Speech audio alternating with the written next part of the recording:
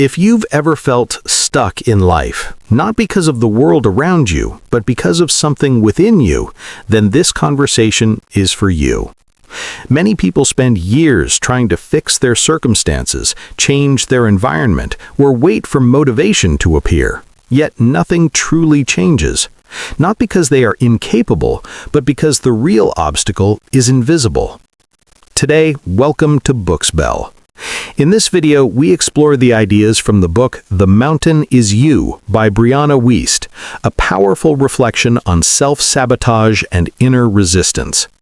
In this summary, you'll understand why we often become our own biggest obstacle, how emotional patterns quietly shape our decisions, why fear disguises itself as comfort, and how real change begins not by fighting yourself, but by understanding yourself. We'll talk about why self-sabotage is not a flaw, but a message, how unresolved emotions repeat themselves as habits, why discipline without self-awareness fails, and how learning to sit with discomfort can completely transform your life. Most people believe that the hardest challenges in life are external. They think success is blocked by a lack of opportunity, difficult people, bad luck, or unfair systems. While those things do exist, they are rarely the real reason someone stays stuck for years. The real truth is far more uncomfortable. The real mountain most people are climbing is themselves. Their habits, their emotional reactions, their fear of uncertainty, and their attachment to familiar pain. Self-sabotage doesn't look like destruction. It looks like procrastination. It looks like staying busy instead of being effective. It looks like choosing comfort over growth and calling it patience. It looks like waiting for clarity instead of taking responsibility. And most dangerously, it looks like believing you are protecting yourself when in reality you are holding yourself back. Self-sabotage is not a sign that you don't want success.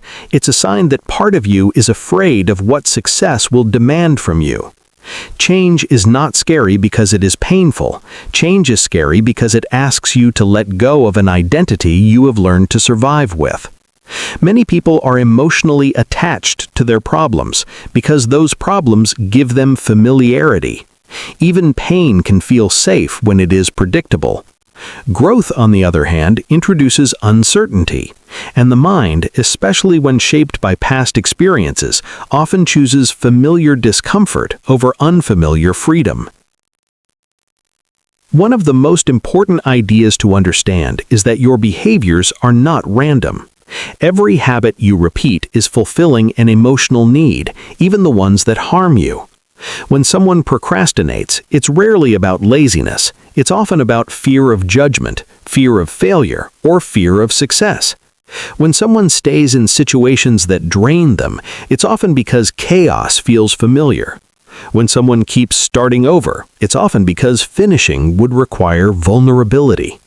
Until you understand the emotional reward behind your self-sabotaging patterns, willpower alone will never be enough to break them.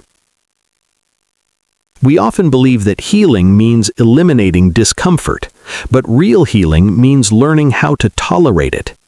Growth does not happen when life feels safe and controlled. Growth happens when you are willing to feel uncomfortable without immediately escaping it. Many people mistake emotional avoidance for emotional strength. They distract themselves, intellectualize their feelings, or stay constantly busy so they never have to sit with what hurts. But unprocessed emotions do not disappear. They simply manifest as habits, reactions, and repeated life patterns. Your emotional responses today are often echoes of unresolved experiences from the past.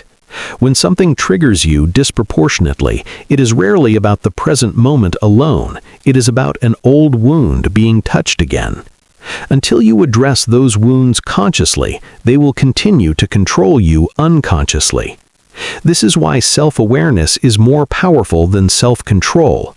You cannot control what you do not understand. Awareness brings choice, and choice is the foundation of change. Another critical realization is that discipline without emotional clarity often turns into self-punishment. Many people try to force change by being harsh with themselves. They believe that if they push harder, criticize themselves more, or set stricter rules, they will finally improve. But this approach usually leads to burnout, resentment, and relapse. Sustainable change comes from alignment, not aggression. When your actions align with your values and emotional truth, discipline becomes natural instead of exhausting. We also need to talk about identity. Most people do not fail because they lack information. They fail because they are trying to build a new life with an old self-image. If deep down you see yourself as someone who struggles, who is behind, or who is not enough, your behavior will eventually align with that belief. Lasting transformation requires identity-level change. You don't just change what you do, you change who you believe you are. And that begins by questioning the stories you tell yourself about your limitations. Fear often disguises itself as logic. It sounds reasonable. It tells you to wait, to prepare more, to be realistic. But clarity rarely comes before action. Clarity comes from action. Confidence is not something you wait for. It is something you build through repeated proof. Every time you keep a promise to yourself, no matter how small, you rebuild self-trust. And self-trust is far more powerful than motivation. Another powerful idea is that healing does not mean becoming a different person. It means becoming a more honest version of yourself. Many people think growth requires them to abandon who they are. In reality, growth asks you to stop abandoning yourself, to listen to your needs instead of suppressing them, to set boundaries instead of seeking validation, to choose long-term peace over short-term relief. Emotional maturity is not about never feeling fear, anger, or sadness. It is about not letting those emotions dictate your identity or decisions. You are not your thoughts. You are not your impulses. You are the awareness that observes them. When you learn to pause instead of react, you create space between stimulus and response, and in that space, your power lives. We also sabotage ourselves by clinging to potential instead of reality. Potential feels safe because it allows us to imagine success without risking failure. But potential unused becomes a burden.